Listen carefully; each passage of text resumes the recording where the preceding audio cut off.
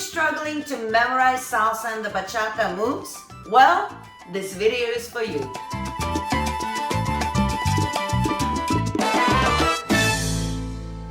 Hello everybody, welcome to my channel. Rasa the dancer is here, and today I'm gonna look after the leaders, the people who actually need to remember all of the moves in order to make the dance happen. And guys, I want to tell you, you are not on your own. I have so many students that struggle with the same thing, memorizing all of the things that they learn, including the teachers. We all struggle to memorize things. So I will give you a couple of tips that I truly believe helps in not just a short run to memorize things, but actually in the long term to become a better dancer and do those things better. So stick around till the end of the video. I'll give you 3 tips and I really hope that will help you to memorize the moves.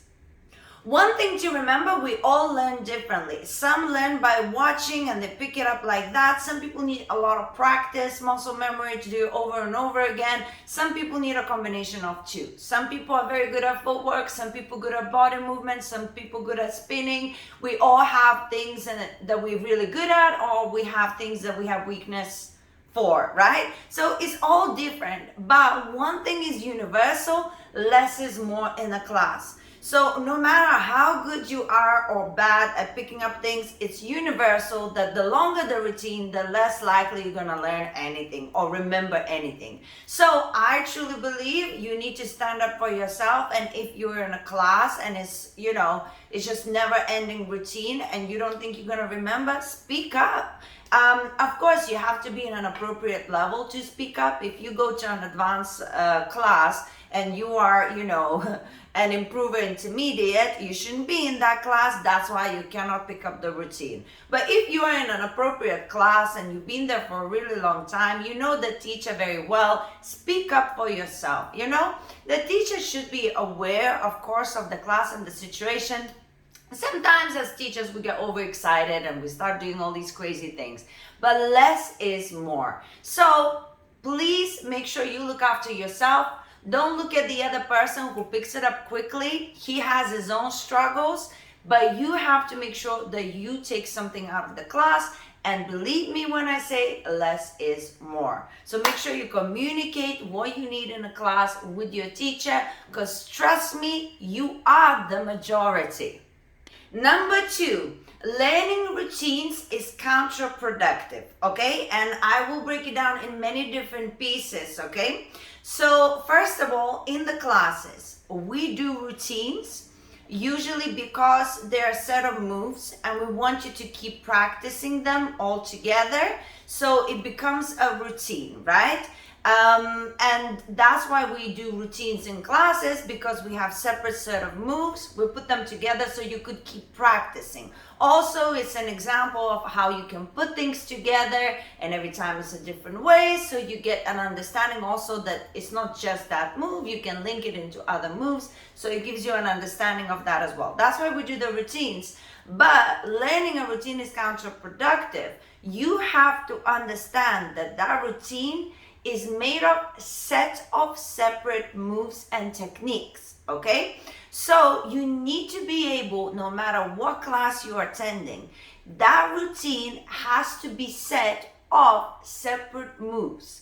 If you cannot separate the moves from the routine, then it is just a routine that somebody made up that goes from one thing to another, and it's pointless to learn it, besides the muscle memory and just training or whatever. But if it's a regular class where you actually came to learn some techniques and something that you could take with you, not just for fun, then you have to be able to ask your teacher, the teacher has to explain it, or you have to see it yourself, that there are separate moves that you can separate. So then from that routine, you practicing that routine, you think, okay, I won't be able to remember the whole routine. You won't be able to remember. As soon as the class will finish, phew, it's over your head. So you pick up one part of the routine that you can separate, or the last part, or the middle part, whatever.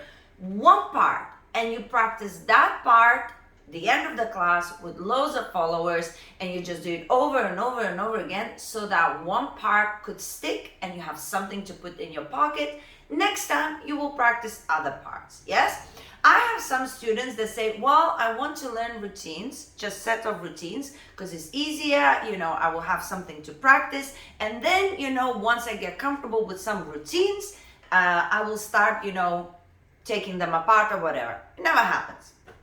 Never happens. You get stuck from one routine to another. You never get to enjoy your dance. The followers, after dancing with you 2 times, can memorize your routine. They get bored immediately. You get bored. You're not actually learning the fundamental techniques of the dance, so you're not actually improving. If they demand me, I teach them routines, but it's just counterproductive. Trust me, I have years of experience in teaching. I know what I'm talking about.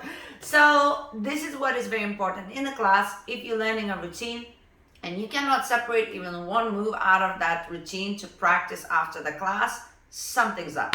Something's wrong with that routine. And this final point is the most important point. If you really care about dancing and becoming one of those amazing dancers you see on YouTube and dancing really well and every follower wants to dance with you, well, this is what you need to do. You learn one move and then you learn all of the versions of that one move.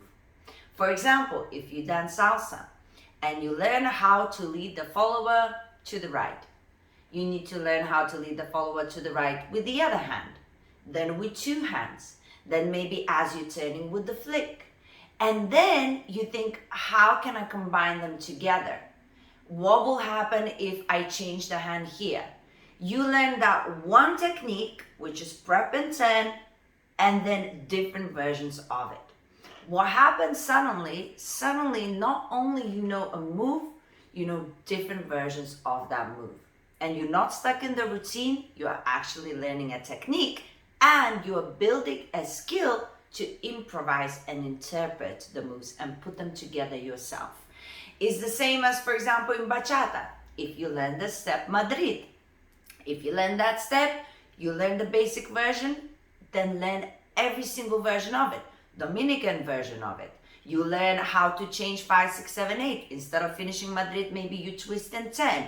Maybe you turn yourself. Maybe you turn the follower in the end. You learn every version of it.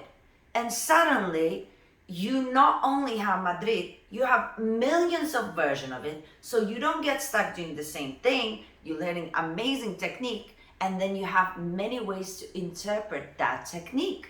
And suddenly you can start linking things together and you become so much better at actually dancing and interpreting the music than just creating pictures, than just trying to memorize a routine. So this is my advice, learning one particular technique. And instead of learning many other techniques, I would focus just on that one technique and learning all kinds of versions around it before I move on to any other technique. Does it take time? Of course. Do you have to spend a lot of time individually trying to do work on your own because it's not every class provides such a situation? Sure. But this is the way to do it. That's how I do it. That's how a lot of great dancers can interpret it and make these crazy combinations that you've never seen before. It's all the same techniques. But when you know, minimum 5 versions of the same move, imagine what you can do. And then when you go to classes and you learn routines, you will see that it's the same moves repeating themselves over and over again. You're not going to see them as routines. You're going to see it as this technique, this technique, this technique. I know this technique, I know this technique. So you're just prepping, you're going automatically because you understand technique. And you understand that there is no such thing as million moves. It's just the same moves as you know, interpreted differently. And that's when you don't need to memorize anymore. The natural flow takes over. It is more work, but it is worth it. My leaders, remember you're not on your own. We are all in this together.